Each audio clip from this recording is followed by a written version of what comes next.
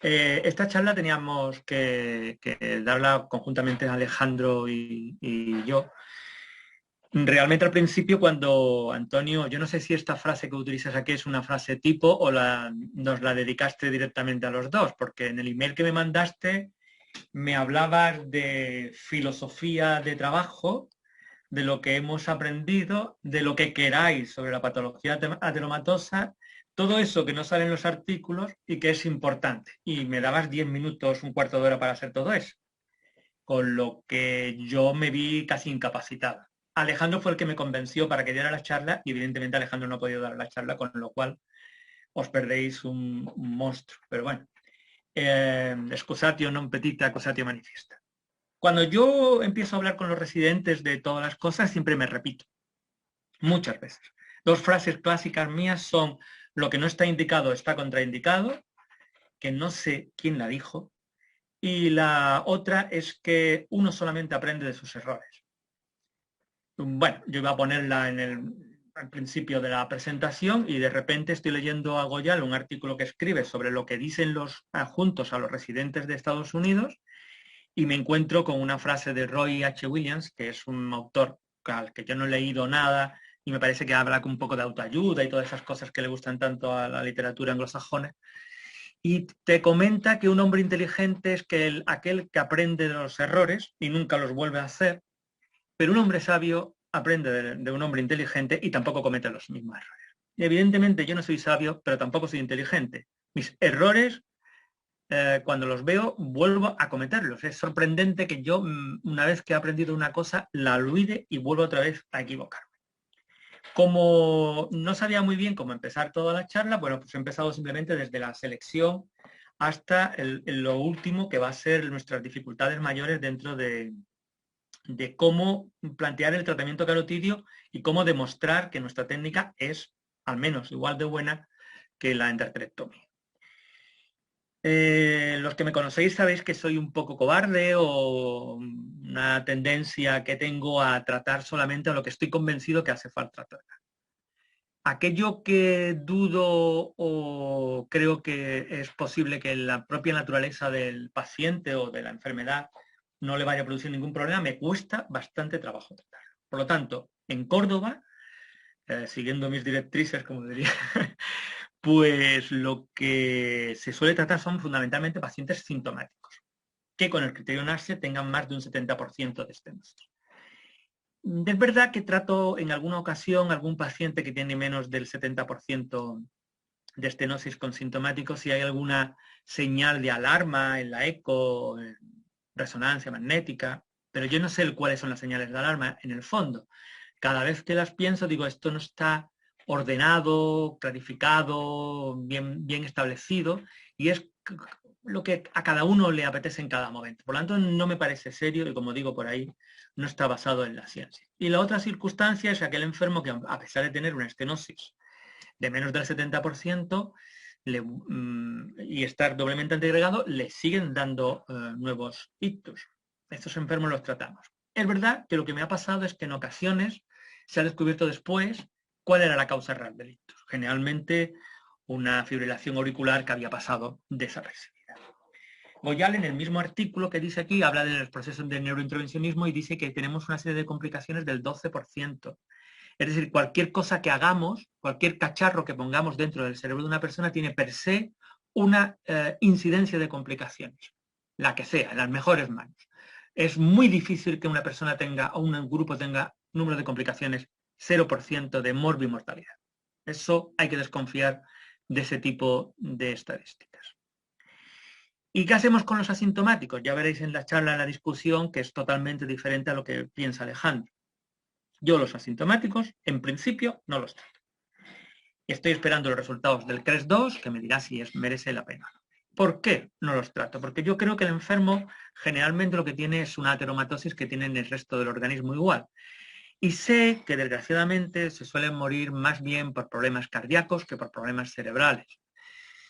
Es evidente que si sigo viendo que existe una estenosis progresiva, pues vamos a tener que tratarlo porque no vas a dejarlo que se cierre, o bien aquella estenosis que no está compensada absolutamente por nada, que no tiene ni comunicante anterior, ni comunicante posterior, no tiene nada y te da no sé qué dejarlo así. Pero estos son habas contadas. Realmente vemos muy pocas lesiones en enfermos que no hemos dejado de tratar con estenosis asintomática, a no ser que a lo largo del tiempo esta vaya siendo progresiva. Y para ello hay que aprender a decir que no. Y hay que decir que no porque tú tienes una serie de estudios que te han demostrado y que te apoyan en lo que tienes, en lo que estás pensando. Da igual la presión que recibas. Esto no está indicado, por lo tanto, no lo debo hacer. ¿Cuándo lo debemos hacer? Cuanto antes. El Vida publicó hace ya en una revista chilena, como sé que hay compañeros de Iberoamérica que nos están escuchando, pues nada, lo publicamos allí, vimos cuál era hizo un resumen y se observaba que en 3 meses existe una reincidencia de nuevos accidentes isquémicos en aquellos pacientes no tratados de hasta cerca del 20%, del 18%. Es cierto que cuando están con accidentes isquémicos transitorios o amaurosis fugas, suele ser un poco más precoz, en la misma semana probablemente si lo puedo meter, y si ya tiene un infarto más importante, pues tardamos unas 2 semanas, incluso hasta 3 semanas en poder tratarlo. Soy de los que piensan que tiene que estar doblemente antiagregado el paciente 5 días a ser posible. Si no, damos una dosis de carga fundamentalmente de ReoPro, y en el caso de que lo tengamos que realizar en una fase aguda, pues antes dábamos ReoPro, he dicho ReoPro y era tirofiban. En el caso del tirofiban lo que damos ahora, mientras que en el ReoPro es lo que dábamos anteriormente. Tirofiban a dosis muy baja, 120 mililitros hora durante 5 minutos como bolo y 4 mililitros hora durante 12 horas, y 6 horas antes de terminar empezamos a introducir clopidogrel y aspirina, pero sin dar dosis de carga. Bueno, aquí esta discusión, sé que hay compañeros que les gusta hacerlo la exploración absolutamente solo, otros compañeros que les gusta estar acompañados de neurólogos. Yo prefiero los intensivistas. En mi hospital, cada vez que hay un problema hemodinámico o de parada cardíaca, nosotros vamos a los intensivistas, exceptuando en la planta de cardio. Por lo tanto, son los compañeros que están acostumbrados. Tiene la ventaja de que si tienen una complicación, ya está el compañero de intensivos, se está enterando de lo que está pasando y ya te está, en teoría, dando la opción de tener una cama en la UBI, que se utiliza muy pocas veces. Es verdad que nunca se premedica con atropina. La atropina produce alteraciones de la frecuencia cardíaca, produce taquicardia, y que en muchos corazones que se encuentran ya en el límite porque tienen una arteriosclerosis, realmente no es lo aconsejable. Cuando trabajábamos con el antiguo jefe de servicio de intensivos, él daba betabloqueantes. Sé que es un poco contradictorio, pero su teoría, y funcionaba, créanme, yo no me lo quería creer, es que corta el círculo, el reflejo vasovagal que se produce por la dilatación de la estenosis carotidia, y tenían menos necesidad de utilizar atropina. Otros compañeros utilizan opiáceos, otros para el control de la tensión arterial, el urapidilo. Nosotros no tratamos una estenosis a no ser que esté controlada la tensión arterial por debajo de unas tensiones arteriales históricas de 150, quizás 160, pero no más. Y decía Goyal a sus residentes que ten cuidado con sobreestimar tus habilidades. Los radiólogos somos capaces de explorar clínicamente a un enfermo neurológico, pero lo hacemos peor que los neurólogos. Los radiólogos somos capaces de resucitar a una parada cardíaca, pero lo hacemos peor que los intensivistas, con lo cual hay que saber dónde está cada uno. Esto es evidentemente en un procedimiento programable. Nuestra técnica, pues la verdad es que yo tiendo siempre a la simplicidad en todos los tratamientos que hacemos. Y ni utilizo filtro, ni utilizo balón, ni utilizo absolutamente nada. Yo directamente coloco el stent. Esto va en contra de mucha de la literatura publicada. En el estudio del EVA 3S triplicaba las complicaciones de aquellos compañeros que no utilizaban filtros, de aquellos que sí lo usaban, y por lo tanto se obligó a la gente que no utilizaba filtros a usar. Si ves el estudio, realmente no se producen los eventos isquémicos en el momento del tratamiento, sino se producen unas semanas después, con lo cual era algo extraño que un filtro protegiera 3 semanas después de que se hubiera puesto. Es como si fuese un poco de magia. Más me creo la frase que habla el estudio de Space, en el que nos dice que si tenemos stent de mallas cerradas es conveniente usar filtros, mientras que en el stent de mallas, he dicho stent de mallas abiertas, es conveniente utilizar filtros, mientras que en los stent de mallas cerradas los resultados no son mejores, parecía incluso que eran peores los resultados con filtros que sin filtros, por lo tanto te lo puedes ahorrar. Nunca predilatamos cuando podemos, claro.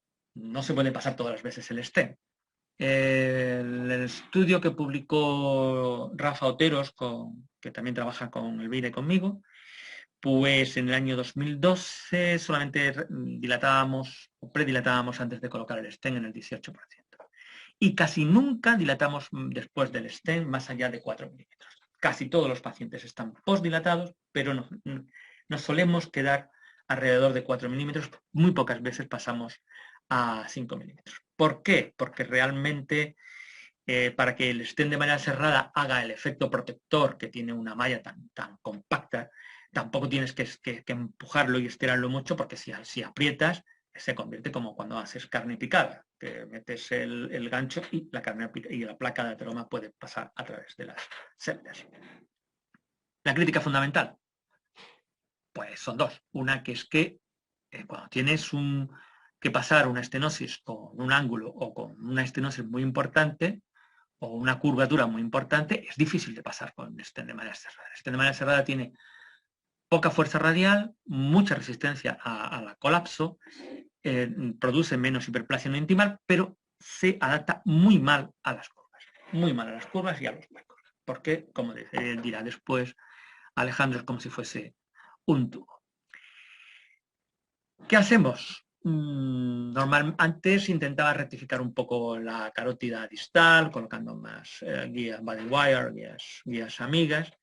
Últimamente lo que estoy haciendo, las veces que no puedo colocar un stent, y fundamentalmente más en agudo quizás, es intentar pasarlo con una técnica de Dotter modificada, que es pasar después de haber dilatado el catéter, por ejemplo, un Navien de 0,72, por el que se puede introducir después un stent de tipo de carótido stent de 7×40, viajas por dentro del catéter Navien, retiras el catéter y ya liberas después el stent. Si tienes que recanalizar oclusiones crónicas, recordad que las guías del 14 tienen muy poca fuerza y hay que utilizar guías con más peso, dicen los hemodinamistas, que la tienen en diferentes grados. Yo suelo usar, como estoy más acostumbrado, a la guía de Perú. Que no sube el catéter, pues puedes haber utilizado el catéter balón como oclusión temporal del vaso y te sirve de fijación y subes después el catéter tutor para que te puedas subir por la estenosis. Pero no hay que obsesionarse. A veces, si piensas que vas a producir una catástrofe por colocar un stent, simplemente no lo coloques. Dilátalo y ya está. Si tienes dudas, no sea un héroe, párate y pregunta. Me gusta mucho el estudio que hizo Elvira de los mayores de 75 años, que fue parte de su tesis doctoral, porque es el sitio donde más nos critican las personas mayores, que tenemos, normalmente se dice que tenemos más complicaciones en este grupo, que los enfermos con endarterectomía.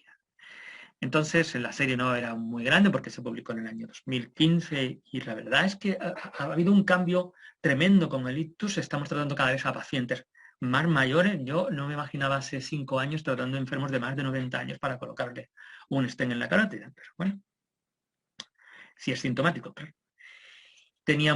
tuvimos una hemorragia por reperfusión con 2 muertes a los 30 días de neumonía e isquemia mesentérica. En esto sigo pensando que el enfermo ateromatoso existe y que va a tener una serie de complicaciones y esas complicaciones se tienen que observar y se tienen que reproducir en cualquier serie. Si no se reproduce, algo hay raro.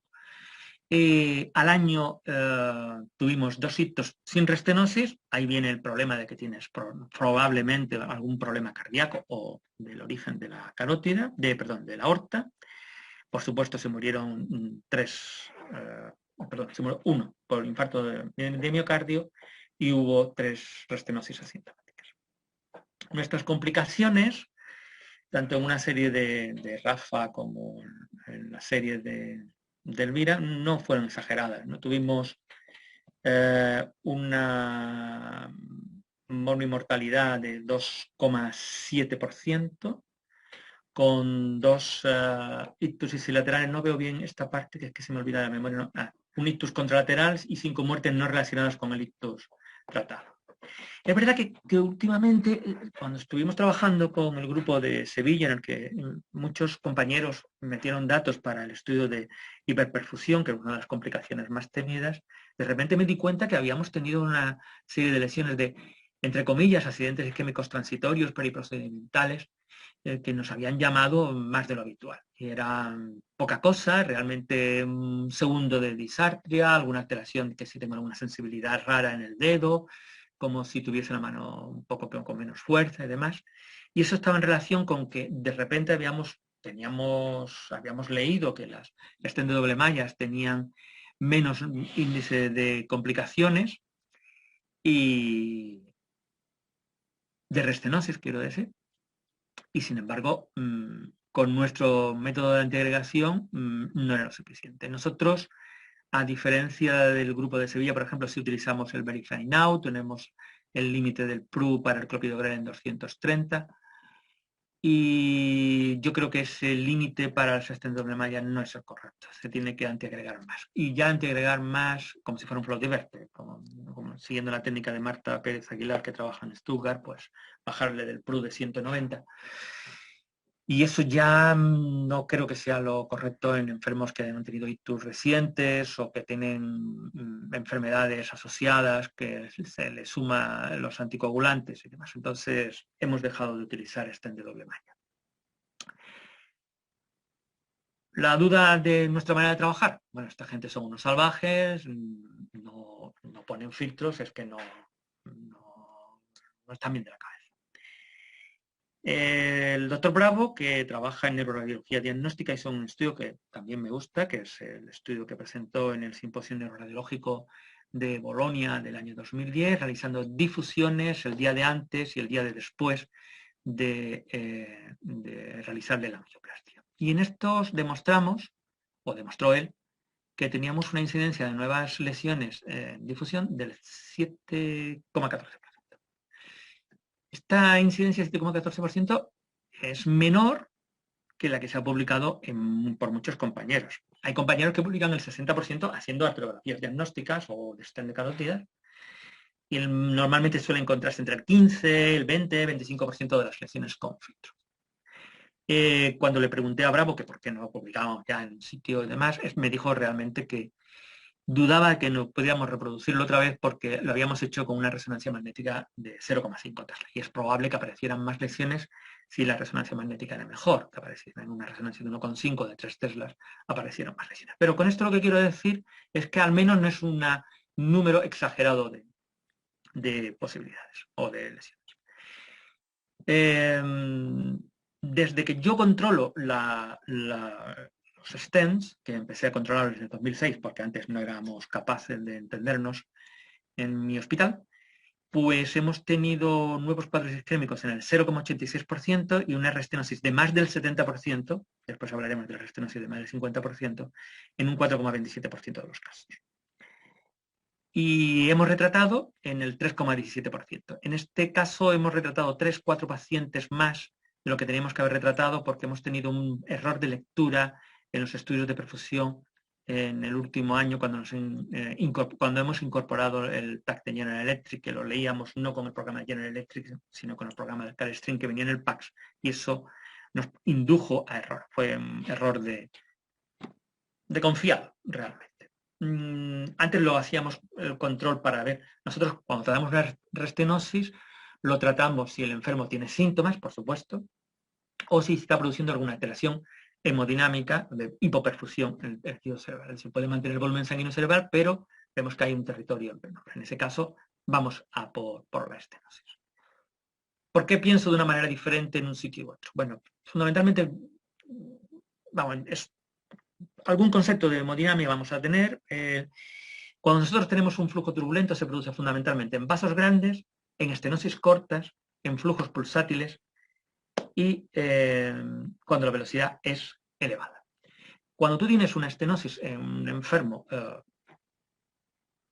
libre o virgen, suelen ser estenosis cortas. Esas estenosis cortas producen un flujo muy turbulento que favorece mucho la aparición de coágulos. La mayoría de los coágulos que sacamos no son coágulos calcificados de las placas de ateroma, suelen ser trombos, que entonces es la mayoría de los casos es trombo. En el caso de las estenosis sintomáticas asintomática por hiperplasia no intimal de un estén colocado, lo que son estenosis largas, con lo que la alteración del flujo es menor y la posibilidad de producir coágulos es menor.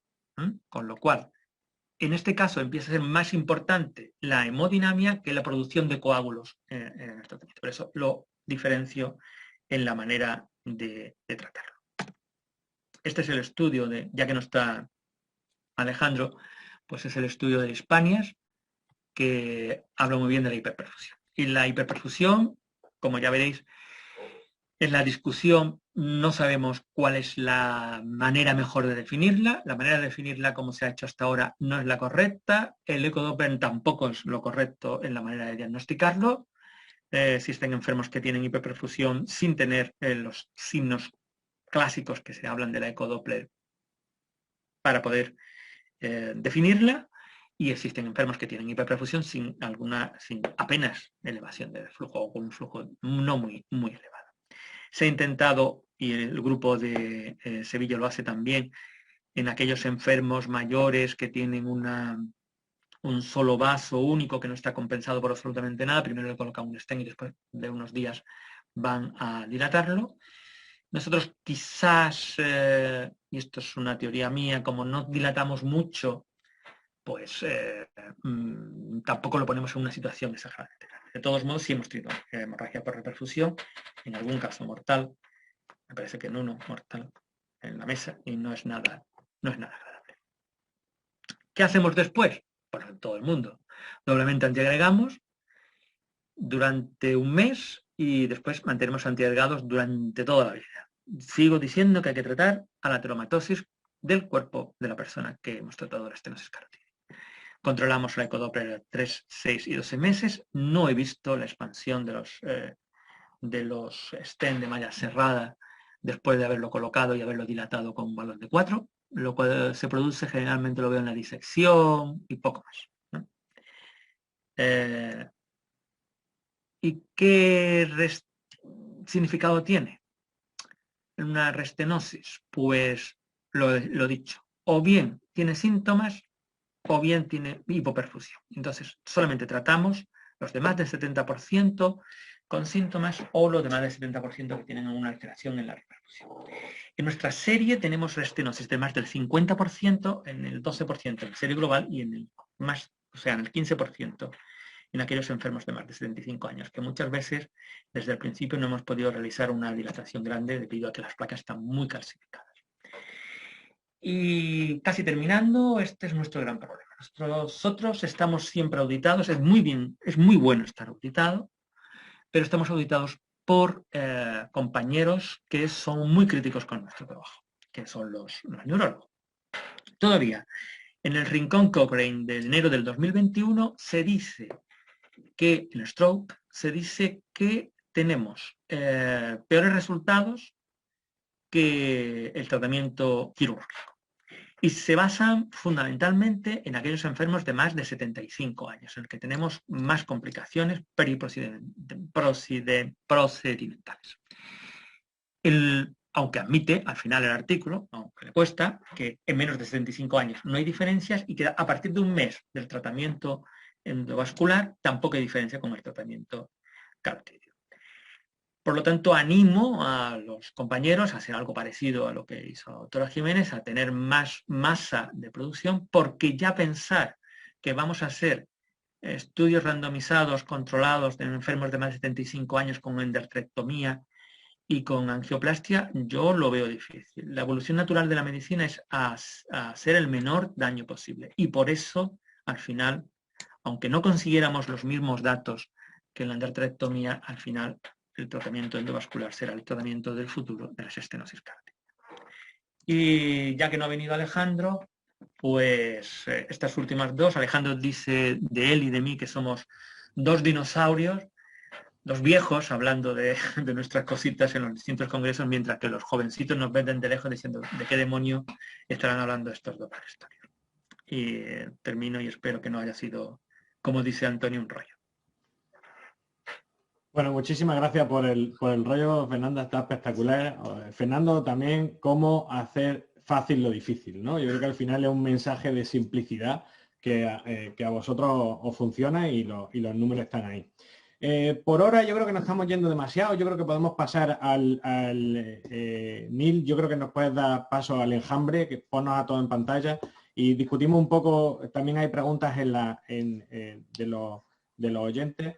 El vídeo lo estoy colgando ahora mismo, el vídeo en el que Alejandro y Fernando, en pleno apogeo de su discusión durante 1 hora y 10 minutos, lo voy a colgar en YouTube porque yo creo que es demasiado para hoy. Vamos a iniciar ahora la discusión, que yo creo que Alejandro y David también tienen un approach diferente sobre este tipo de pacientes, con el two-step o con esos tan chiquititos. Yo creo que, Alejandro, si quieres comentar el tema. Sí, hola, gracias Fernando, muy bien la presentación y yo creo que tocas puntos muy importantes y yo creo que la visión holística del tratamiento es la clave. Yo creo que las pequeñas diferencias que tenemos nosotros con lo que tú dices no son muchas, pero básicamente tenemos una tendencia a tratar pacientes sintomáticos. En el paciente asintomático, la verdad es que por una prudencia estratégica, no basada en la evidencia, básicamente tratamos asintomáticos de riesgo, un poco lo que tú has apuntado. Nos falta hincarle el diente al paciente sintomático y entender bien, perdón, asintomático y entender bien en cuál se va a beneficiar. Pero con respecto al paciente sintomático, yo te diría que lo que nosotros hacemos hace bastante tiempo ya es una aproximación ultra rápida.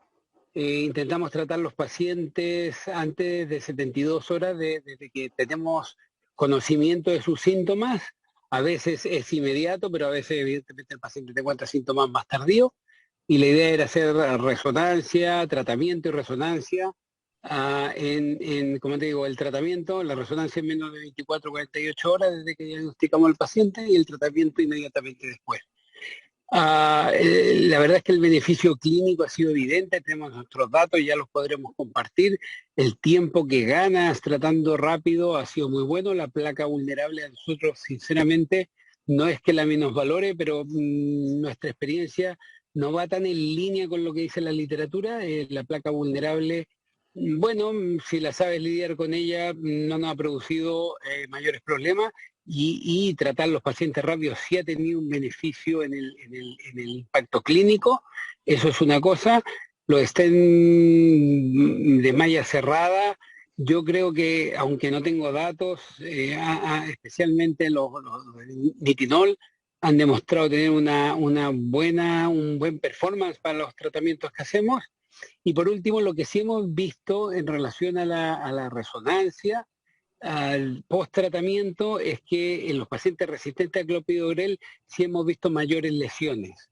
El porcentaje no recuerdo, Fernando, exactamente cuál era de lesiones post, pero es mayor al tuyo, eso sin duda, pero sí hemos visto que los pacientes resistentes a clopidogrel es significativamente mayor, por tanto nosotros, en base a nuestros datos, sí hacemos el control de Verify de tal manera de asegurarnos de que estén doble antiagregados, porque como te digo, lo hemos podido objetivar. Básicamente es eso. Una cosa que no he dicho es el trombo flotante. Sorprendentemente el trombo flotante se quita con heparina, es la única causa por la que yo dejo esperar durante 15 días, 20 días, un mes incluso, hasta que le coloco el stent. No sé si vosotros tenéis la misma experiencia, son muy pocos casos a lo largo del año, pero vamos, tú ves el trombo que llega ocupa toda la carótida y eso se va con heparina, casi siempre. La verdad es que en nuestro caso los tratamos, pero como son pocos casos, me cuesta decirte si tu approach o el nuestro es mejor, no lo sé. Tenemos tendencia a tratar casi todo, pero eso habría que verlo, sí. Es un buen punto el que tocas. Sí. Eso da un poco de miedo, sobre todo si estás de guardia, lo ves a las 10 de la noche y dices, a ver si se va a soltar a las 2 de la mañana. Y tenemos tendencia... bueno, eso es lo peor del mundo, es que te toque una cosa justo antes de acostarte. Ahí las decisiones no son científicas, vienen decisiones fisiológicas o biológicas, ¿sabes? También influye. Hombre, que se influye directamente. Bueno, hay una preguntilla desde los espectadores. Habla sobre el síndrome de reperfusión, ¿no? Que si tienes experiencia en el uso de betabloqueantes previo al stent para prevenir esa reperfusión. El síndrome de reperfusión es una de las preguntas que le hicimos a Fernando y Alejandro. Está en el vídeo de YouTube que está recientemente colgado. Tenéis la dirección en el chat. Pero, ¿tenéis experiencia en el uso de betabloqueantes? Fernando, Alejandro, Mariano, David. Vamos, nosotros teníamos experiencia cuando trabajamos con el compañero de intensivos. En el artículo que publicó Rafael, desde el propio editorial de la JNR, le dijeron que no pusiera que tratábamos los enfermos con beta bloqueantes porque no estaba demostrado que eso fuera lo correcto. Pero hemos tenido tan pocos síndromes de hiperperfusión que no sé si decirte si es mejor o es peor. Realmente. Vamos, lo que sí es llamativo es que se producen menos bradicardias. Y no entiendo por qué, ¿eh? Esa era una teoría de Rafael, el jefe de intensivos, Rafael Guerrero, y yo no llegué a comprenderlo. Es más, él tampoco me lo sabía explicar. Simplemente era una cuestión como de práctica general. Es algo parecido a lo contrario que te pasa con la atropina. Si usas poca atropina, produces bradicardia. ¿No es así? Dice bradicardia con el betabloqueante durante el procedimiento, ¿no? Antes del procedimiento ponía betabloqueantes. Y producía... Si el enfermo... Bueno, claro, Rafael era ya bastante mayor y entonces a él le daba igual 3 pantallas seguidas sin ningún latido. Ponía atropina a la tercera pantalla sin latido, ¿sabes? Pero... Y los enfermos bien. Y además se nota cuando tú colocas atropina y te pones nervioso o viene algún compañero de intensivos que no está muy acostumbrado a trabajar contigo y mete atropina antes de tiempo, se nota que el enfermo le cuesta trabajo manejarlo, se pone un poco loco, empieza el latido a irse y la tensión arterial a no relajarse. Yo creo que lo más importante es bajar la tensión, que sea con beta bloqueantes o no, tengo mis dudas de si hay alguna cosa fisiológica que lo pueda explicar. A colación de los pantallazos viene la pregunta de Manuel Requena. Dice, en vuestra experiencia, ¿cuántos paros habéis tenido por stent con necesidad de RCP? Más allá de la bradicardia extrema, ¿no? De los pantallazos. Ninguno. 0. Yo creo que ninguno, o sí, tal vez alguno, pero que recuerde ninguno.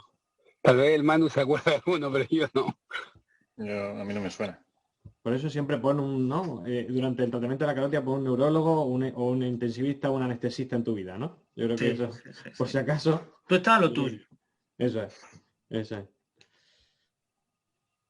Muy bien. Perdona, Antonio, un detallazo con respecto a la pregunta que has hecho a Fernando.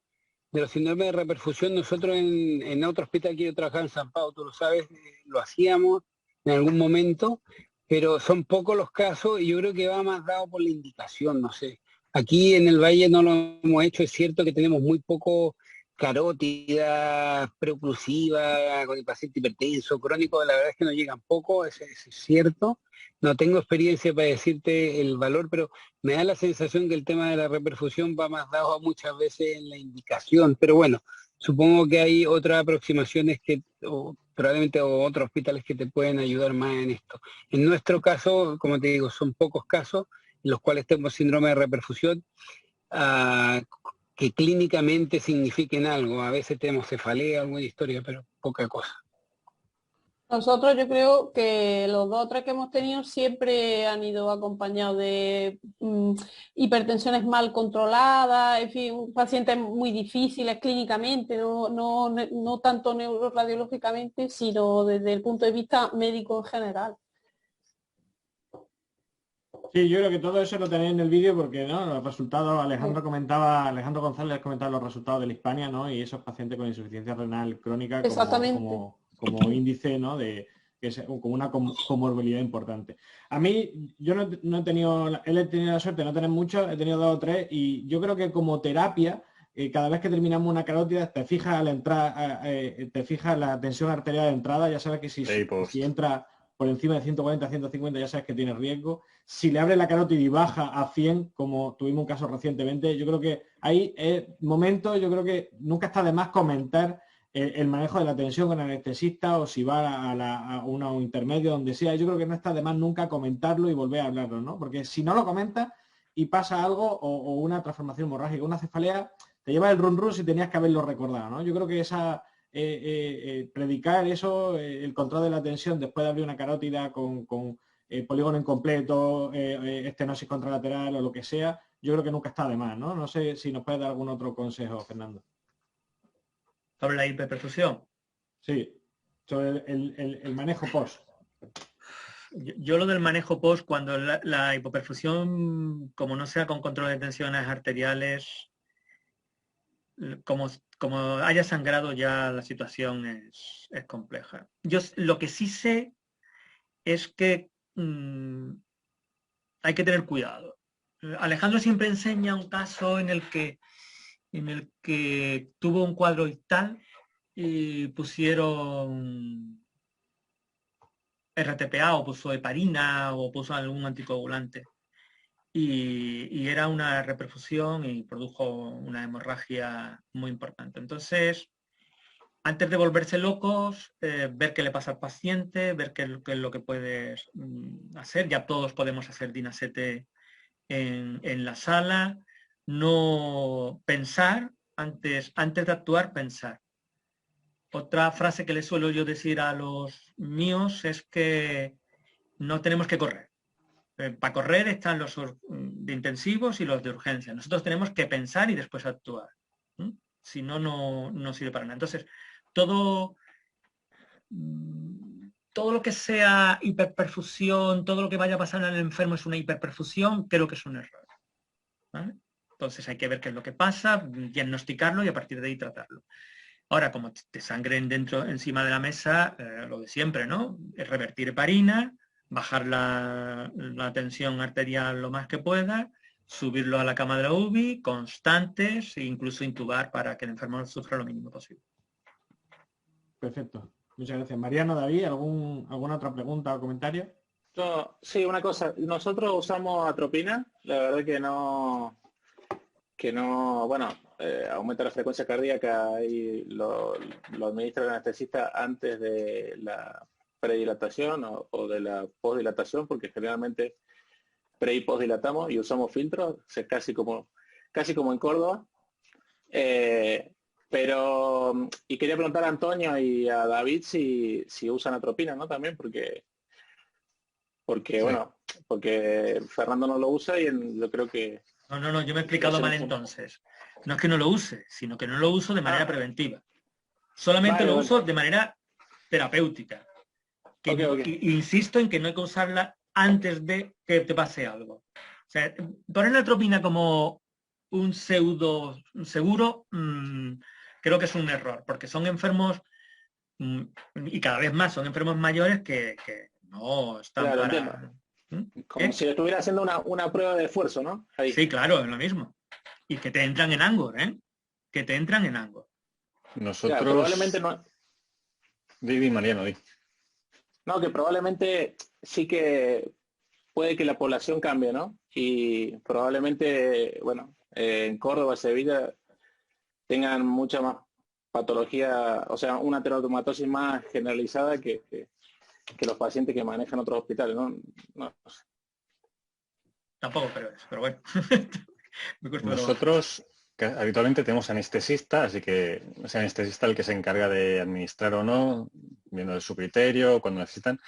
Si se da el caso, que ahora no pasa tanto, antes sí, que tratamos una carótida y no teníamos un anestesista disponible, nosotros sí que administramos atropina, pero solo media ampolla.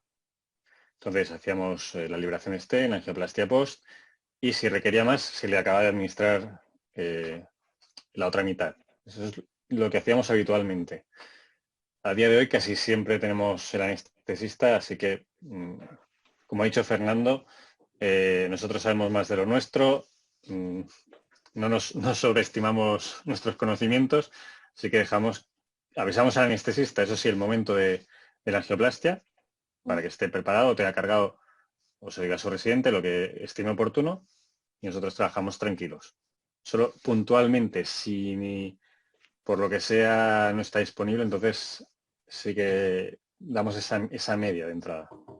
Cuidado con las dosis bajas de atropina, ¿eh? Que te hacen el la efecto paradójico y baja no sabes qué está frecuencia, pasando. ¿Sí? Es muy pocas veces, pero te lo puede hacer, ¿eh? Bueno, yo creo que por un anestesista o un neurólogo en tu vida. Hombre, ¿No? aquí te va a ser bien con todo el mundo. Bueno, ¿alguna cosa más? Alejandro, yo creo que queréis comentar algo. Yo creo que habíamos prometido 6:30, ¿no? Hora y media de Combine, lo hemos rellenado y aparte tenemos un extra de 70 minutos de Fernando Delgado, Alejandro González discutiendo y analizando la carótida para arriba y para abajo con 5 o 6 preguntas del equipo. Os he puesto el enlace ahí, yo creo que lo podéis ver a poquito y esto es para ir repasando de vez en cuando, que yo creo que es oro puro. Yo creo que muchísimas gracias a los ponentes, muchísimas gracias a Fernando, Alejandro que estuvo ayer con nosotros y Elvira por el trabajo y nos quedamos emplazados al 23 de marzo. En ese caso, Manuel Requena nos explicará la isquemia del primer trimestre y discutiremos los aneurismas no rotos con dos animales como son el doctor Mario Martínez y como son Manuel Pomar. Si tenéis algo más que decir, decirlo ahora o callar.